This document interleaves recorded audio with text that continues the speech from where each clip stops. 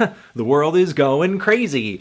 The world is going crazy. The world is going crazy. The world is going crazy. Hi everyone, Anthony Fantano here, the internet's busiest music nerd. And it's time for a review of the new Oneohtrix Point Never album, Garden of Delete. Oneohtrix Point Never is the most infamous musical pseudonym of electronic and experimental music producer Daniel Lopatin. At one time, primarily an ambient electronic music producer, a bit of noise and drone as well, and believe it or not, at one point, a vaporwave pioneer. How aesthetic. A sound that fans thought Daniel had abandoned on his Chuck Pearson project, Echo Jams, but he did indulge in it a little bit more on his last full-length album, R+7. There were tons of experimental and ambient electronic music pieces all over this record, loaded with very glossy MIDI melodies. Some of the tracks here were a little short of breath, a little underdeveloped.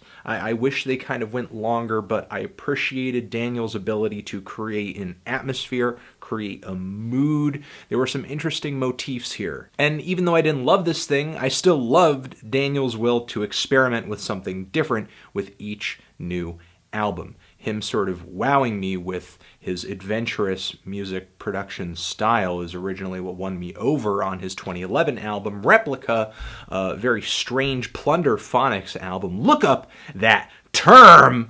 And I want to say that this album was simultaneously gentle and relaxing while also being haunting and eerie. I didn't really know what to expect from this new album over here, honestly, because Dan's always doing something different. However, I guess I did get a hint because I saw a website, a really weird website. No, not Pornhub. It was this ugly-looking, GeoCities-looking website that was supposed to be the homepage for a fictional band named Chaos Edge. And the reason this band was invented is because they were supposed to be an influence for Daniel on this album. And there's actually Chaos Edge music on the internet, believe it or not. And it's this like really weird, noisy, glitchy industrial rock music. It kind of sounds like listening to Daniel trying to make industrial rock. So I expected that sound to manifest itself on this album at some point, and it does on a few songs, at a few key points, although it's one of many ideas and sounds and influences that run throughout this record. I mean take a number, buddy. One thing that I can say for sure is the music on this album is abstract, it's fractured, but it's also very pretty and well composed and melodic. And Daniel's love of samples as well as MIDI continues. The strange 30-second introduction on this record glides into the very glossy and futuristic No Good. There's a very serene introduction on this track, and then all of a sudden the song bursts into these loud, distorted walls of synths, chords, that is topped with these really strange, glitchy robot vocals that sound like a cross between Kanye West and Daft Punk. I wish the track had a grander, more ambitious structure to it, but it was at least satisfying. It was a very cool little experimental composition with I'm just lost for fucking words on it. And this pattern of a strange intro track complemented with a lengthier song repeats on the next couple of songs, Echo Jam C1, where Daniel's vaporwave past is haunting him once again, and we hear the echoes calling out, I'm still here. And then we have the song Sticky Drama, where again we get more manipulated, twisted, kind of chipmunked lead vocals. And on this track, once again, just like on No Good, we have a wall of very heavy chords, a myriad of textures, some soft, some very slick, others just rough like a saw blade. Daniel's compositions on this record are not only dense musically, but texturally as well. There is a cool little beat switch up in this track, and that industrial rock influence I told you about makes itself known with some rolling kick drums on this song that are very fast, very aggressive. The first time I would probably call Daniel's music visceral. The distorted synths on this track actually start resembling guitars at some point.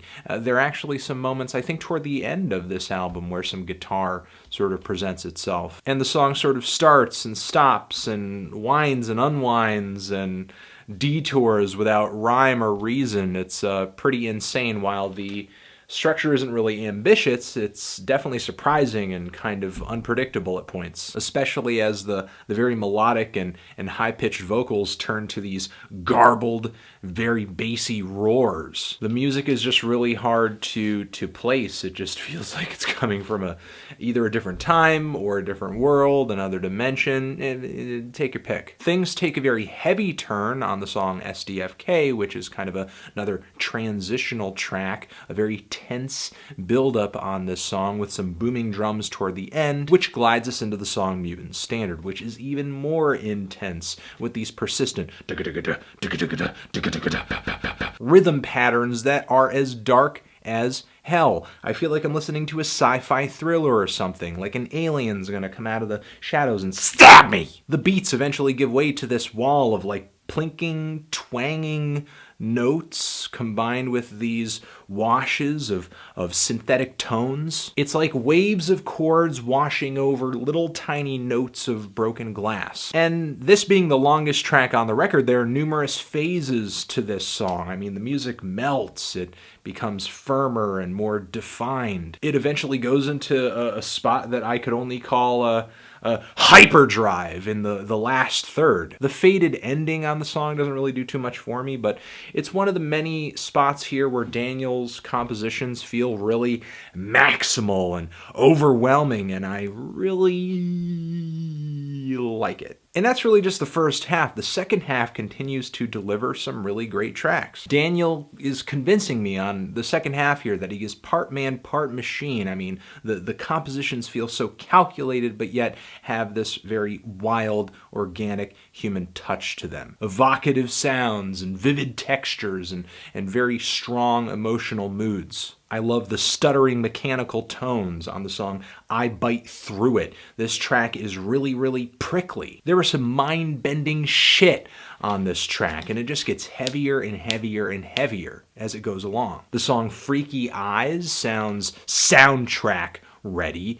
It's got these really weird organ-sounding synths in it that are really grand, really gothic, but eventually it's sort of twisted through this really experimental, odd, abstract digital lens, sort of as if this older style of music is very quickly and aggressively being filtered into the modern age. The song eventually becomes this distorted drone that is both beautiful and frightening, which is maybe a good way to sum this album up in general. Beautiful and frightening. In conclusion, I think the record is great.